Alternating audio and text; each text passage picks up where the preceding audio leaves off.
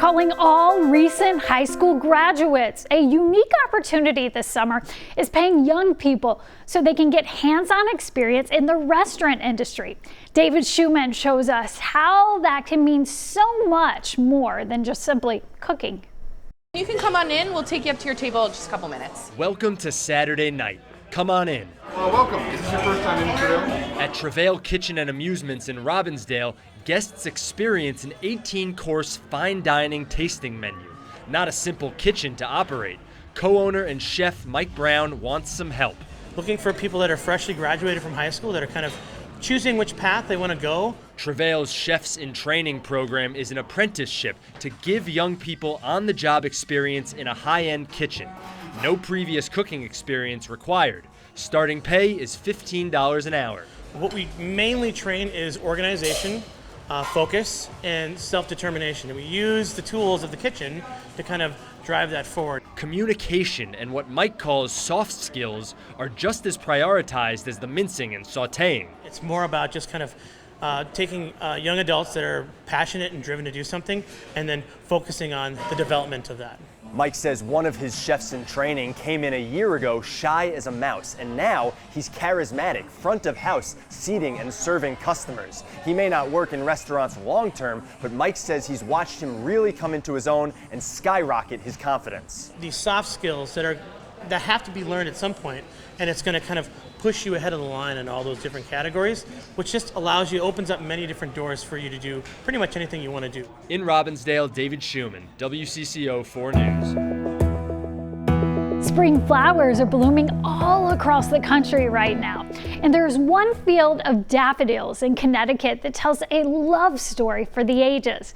CBS's Steve Hartman shares how the mysterious bloom came to be. For many, it's a mystery that blooms anew every spring. How many years has this been here? I don't know, a long time though. This field of daffodils, far too many to be growing by chance, far too beautiful to not stop and stroll, seems randomly set along a narrow 2-lane road in southwestern Connecticut. When I drive by, it just brings tears to my eyes, because that's how I remember them. To Patti Pavlick, this field is no mystery. Her aunt and uncle, Bud and Florence McQuaid, used to own the land. Patti says her Uncle Bud planted these daffodils because Florence loved them so, and because he loved her so, through 60 years of marriage. So every day was as happy as this day? I would surmise so. Mm-hmm. As testament? Yes, yes. Today, there are roughly 40,000 flowers. That was his memory of her. After Florence died, dividing the bulbs to grow more became Bud's annual tribute and obsession. He lived to 103, planting daffodils almost to the very end. Bud passed in 2019, and his property went on the market. It's a prime building lot, so many thought that would be the end of it.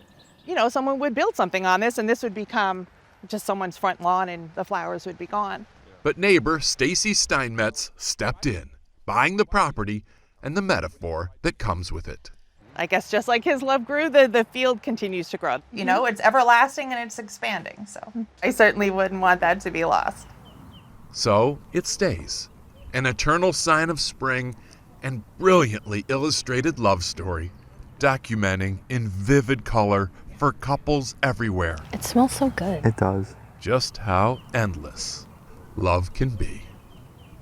Steve Hartman, On the Road, in Redding, Connecticut. That's our show. We sure hope it lifted you up and maybe even inspired you to do some good. Well, make sure to tune in for more of these stories every Sunday morning at 7 o'clock on WCCO TV. We'll see you next week.